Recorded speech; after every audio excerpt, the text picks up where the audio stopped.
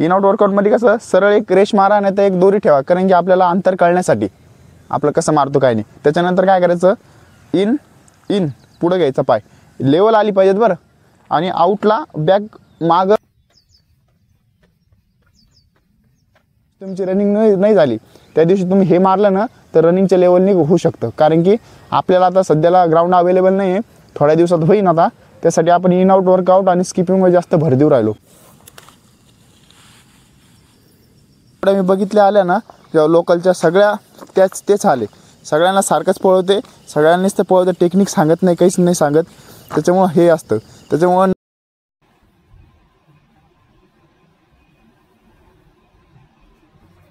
Good morning. आज आहे 365 दिवस चॅलेंजचा 277वा दिवस आहे. तर आजसुद्धा आपण पायी निघलो. तर आता पावणे 6 वाजता निघलो घरातून, कारण की आता अंधार जास्त आहे आणि पायी यायचं असलं ना कुत्रे जास्त. येता 6 वाजले आपल्याला. आता इथं करण कोणतं आलं वाटतं, गाडी आहे, भूषण आहे का करण आहे का माहीत नाही, पण जॉगिंगला गेलं करणच असं मला अंदाज, कारण की त्याला लवकर ड्युटीला जाणं लागतं. पण एक पाऊस उघडल्यापासून थोडंसं मोकळं वातावरण वाटू राहिलं, कारण असाच जर कंटिन्यू राहिला 5-6 दिवस, कारण 5-6 म्हणजे 1-2 हप्ते, तर आपल्याला धरणाकडे जायला रस्ता मोकळा होऊन जाईल, नाहीतर तिकडे जायला चान्स नाही.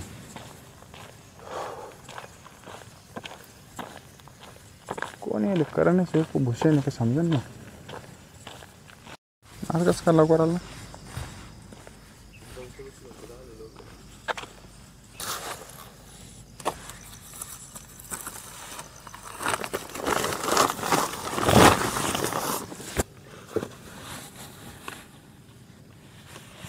नाही का मला काय करावं.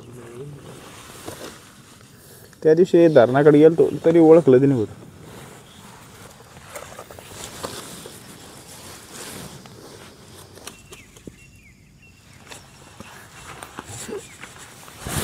आता रेडी झालो, आता वॉर्मअप करायचं आता आपल्याला. पण एक गोष्ट आहे, आजचा वर्कआउट आपण एक बिगनर लोकांसाठीच आहे, कारण की आता हिवाळा लागला आणि आता पोलीस भरती पण येणार आहे. आणि हिवाळ्यात कसं आहे, सगळ्यात जास्त ह्याच्यातून तर हिवाळ्यात सगळ्यात जास्त वर्कआउट करते आणि रनिंगला येते लोक, कारण की त्यांना मोटिवेशन भेटतं आणि हिवाळ्यात वाढतं लवकर. हिवाळ्यात जिम आणि किंवा रनिंग केली तर बॉडी लवकर वाढते, हे असं गैरसमज असतो त्यांचा. पण तसं नसतं, 12ही महिने वर्कआउट करा, 12ही महिने बॉडी वाढती, हे मेन असतं. पण एक बिगिनरसाठी तुम्ही नवीन पोलीस भरतीला आले, पोलीस भरती ट्रेनिंग करणार आले, ते त्यांना माहीत नसतं नेमकी ट्रेनिंग कशी करायची. अकॅडमीमध्ये जॉईन करते, अकॅडमीमध्ये जास्त फीस घेते किंवा लुबाडते, कधी हाय जसं म्हणलं तसं कंडिशन. पण एवढं आहे, एवढ्या अकॅडमी बघितलं मी, तिथं गधे घोडे सगळं सेमच आहे, काहीच प्रॉब्लेम नाही. सगळं एखाद 2 चांगले असन, पण जेवढ्या मी बघितल्या आल्या ना जेव्हा लोकलच्या सगळ्या तेच आले, सगळ्यांना सारखंच पळवते, सगळ्यांनीच ते पळवते, टेक्निक सांगत नाही, काहीच नाही सांगत. त्याच्यामुळं हे असतं. त्याच्यामुळं नवीन पोरं जे खेड्यातून येते किंवा येते ना, ते फसते ह्याच गोष्टीमुळं. अकॅडमी लावते, पळवते, नुसतं पळवते, काही वर्कआउट सांगत नाही नेमकी कशाने काय होतं हे काहीच सांगित नाही. त्यासाठी आपण एक ना एक गोष्ट सांगू राहिलो, क्लिअर टू क्लिअर. जे बिगिनर असते ना, बिगिनरी सहसा एक गोष्ट आहे, रनिंग कोणाची परफेक्ट नसते स्टार्टिंगला. कोणाला काही ना काही प्रॉब्लेम असतो, कोणाला ब्रिदिंगचा प्रॉब्लेम असतो, श्वास घ्यायचा, कोणाचा हात पोझिशन असतो, कोणाचे पाय गळते, कोणाचं बॉडी रनिंग करते आणि हलती, कोणाला शिनपेन होतो, कोणाचे पाय बरोबर पडत नाही, असे लय मोठे कारणं असते. पण त्याच्यात एक गोष्ट आहे, सगळ्यात बिगिनरनी वर्कआउट कोणता करायचा तो आज सांगणार आहे मी तुम्हाला. सगळ्यात मेन वर्कआउट म्हणजे इन आउट वर्कआउट करा तुम्ही. तुमचा रनिंगचा प्रॉब्लेम 100% सॉल्व्ह होईल, 100% लिहून देतो मी, 100%. कारण की हा वर्कआउट असा आहे, पण ह्याला आहे स्टेप रेपिटेशन बरोबर करणं लागते आणि जसं सांगितलं तसं पोझिशननेच मारणं लागते. त्याने काय होतं, आपला स्टॅमिना वाढतो, हाताची पोझिशन ओके होती, पायाची पोझिशन ओके होती, रनिंगला करताना लॉंग स्टेप पडते. तुम्ही म्हणते ना रे कसं काय एवढ्या ह्याच्यात गेला, पण ते लॉंग स्टेपनी जातो. त्याच्यानंतर बॉडी बॅलन्स राहते. अजून तुमचं हे होतं, काय म्हणतो, पळण्याचं टाईम मॅनेजमेंट कळतं आपल्याला, किती टाईममध्ये किती पळलं पाहिजेत, अप्पर बॉडीचं कधी यूज करायचा, लोअर बॉडीचं कधी यूज करायचा, हे मेन टेक्निक असते रनिंगची. नुसतं रनिंग पळायचं म्हणून पळायचं नसतं. तर हेच गोष्ट आज आपण वर्कआउट करून दाखवणार आहे, इन आउट वर्कआउट. तर चला, बिगिनर लोकांसाठी स्पेशल आहे.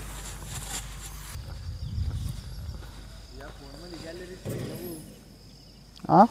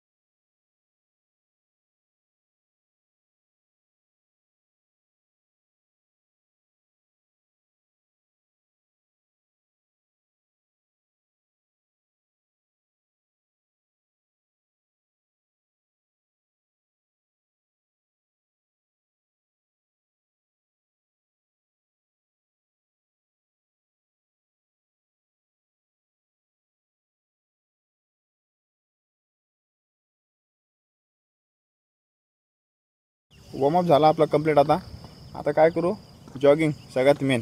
तर जॉगिंग करू पहिले, त्याच्यानंतर आजचा वर्कआउट काय आहे ते सुरू करू. काय करू आता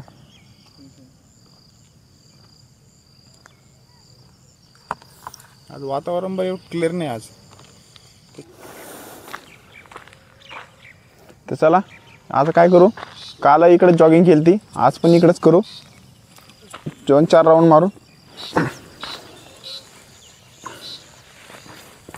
जेव्हा पण ते हॅमस्ट्रिंग मारली तेव्हापासून, हॅमस्ट्रिंग ज्या दिवशी वर्कआउट झाला त्या दिवशी 2-3 दिवस हॅमस्ट्रिंग दुखतेच. आणि त्याच्यामुळे तुम्ही परत सुट्टी मारली दुखते म्हणून, तर अजून ते जास्त होती. आणि जर वर्कआउट पण चालू केला तर ते लवकरात लवकर कमी होऊन जाते.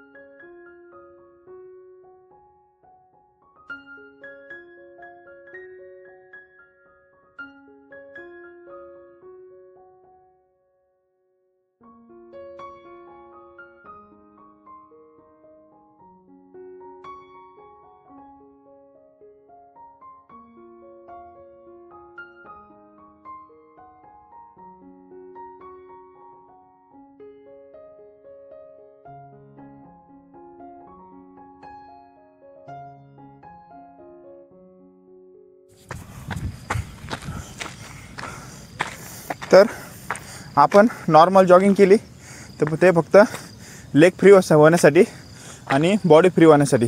तर चला आजचा वर्कआउट, आता थोडंसं जॉगिंग केली ना, थोडंसं वॉकिंग करू, बॉडी कूल डाऊन करू, त्याच्यानंतर आजचा वर्कआउट काय आहे ते बघू. चला तर चला आता आपण लोकेशन चेंज केलं थोडंसं, तिकडं थोडासा प्रॉब्लेम आला.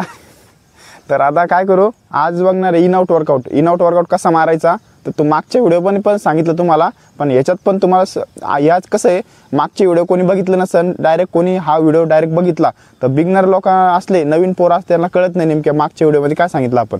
तर याच्यामध्ये तुम्हाला एकदा 1-2 सेकंदात क्लिअर करून टाकू वर्कआउट कसा मारायचा. तर हा आपला इन आउट वर्कआउट मारते. तर इन आउट वर्कआउटमध्ये कसं, सरळ एक रेष मारा नाही तर एक दोरी ठेवा, कारण की आपल्याला अंतर कळण्यासाठी आपलं कसं मारतो काय नाही. त्याच्यानंतर काय करायचं, इन पुढं घ्यायचा, पाय लेवल आली पाहिजेत बरं. आणि आऊटला बॅक मागं पुढं जेवढं घ्या त्याच्यापेक्षा जास्त मागं पाय घ्यायचा. Out in out in out. पायाचं बरोबर अंतर सारखं आलं पाहिजे. त्याच्यानंतर हाताची स्टेप आपण जेव्हा मारतो ना, इन आऊट. हे रनिंगची पोझिशन असते आपली.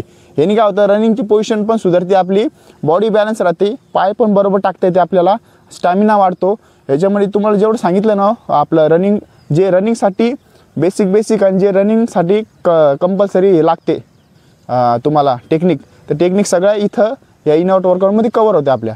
तर आज चला, तर तुम्हाला दाखवलं कसं करायचं. तर चला आजचा सेट आहे आपलं इन आउट वर्कआउट. हे बिगनरनी पण जमतं आणि जे रेग्युलर आहे, कंटिन्यू आहे, त्यांना पण जमतं हा वर्कआउट. ह्यानी रनिंगला और ह्या म्हणजे ज्या दिवशी तुमची रनिंग नाही झाली त्या दिवशी तुम्ही हे मारलं ना तर रनिंगच्या लेवलनी होऊ शकतं. कारण की आपल्याला आता सध्याला ग्राउंड अवेलेबल नाही आहे, थोड्या दिवसात होईन आता.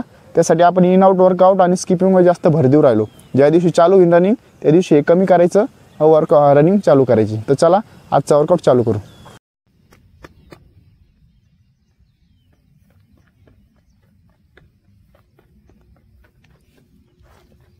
सेकंड पाहू लागले पण सेकंड पण झाला नाही का तिकडे.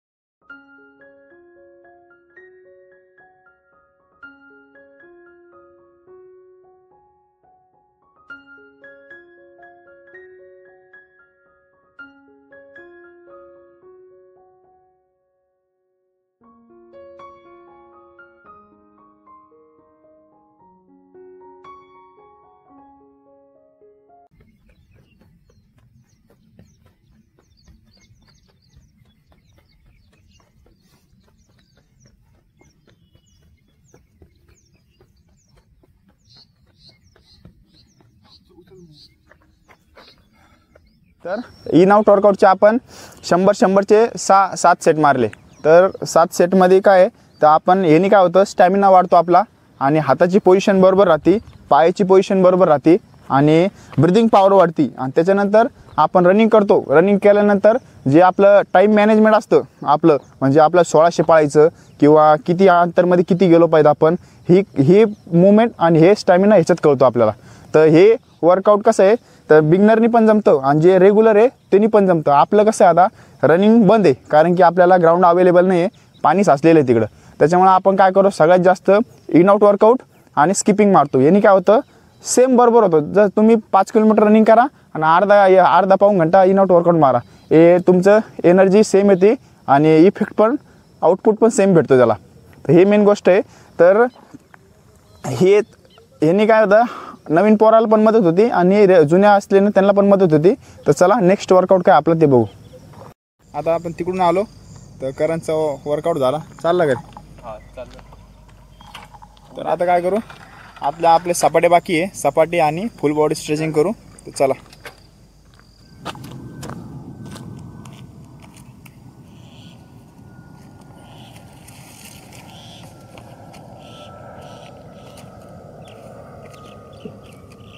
आज थोडासा उशीरच झाला. उशीर म्हणजे 7:18 बरोबर टाईम झालेला आपला, पण ऊन जास्त पडू राहिला. आता पहिले पावसाळ्यात 7 वाजले 8 वाजले तरी काही वाटत नव्हतं.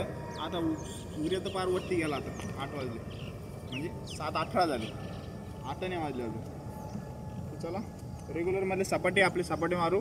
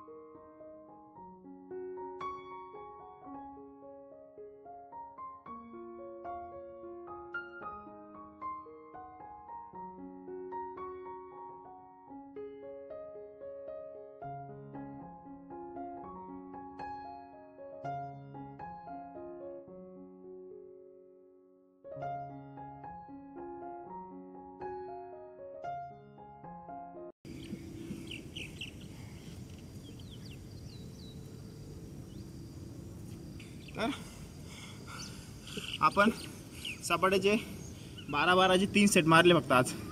ऊन लयच चमकू राहिलं. तर चला आता काय करू फुल बॉडी स्ट्रेचिंग करू आणि आजचा वर्कआउट इथं क्लिअर करू.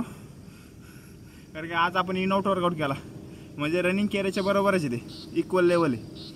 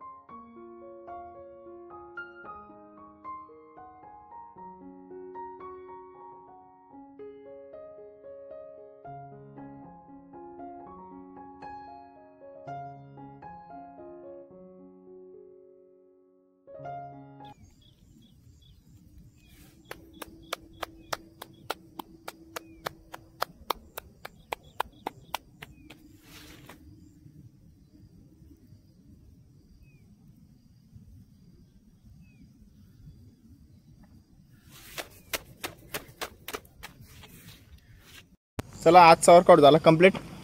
तर आज आपण इन आउट वर्कआउट केला. तर आज ऊन लईच पडलं राव, कारण की इतके दिवस ऊन नव्हतं पण आता एवढं ऊन आहे ना तसं का 12 वाजले असं ऊन आहे आणि घाम पण लई येऊ राहिला आज. तर चला भेटू नेक्स्ट व्हिडिओला नेक्स्ट टॉपिकसोबत. जय हिंद जय भारत.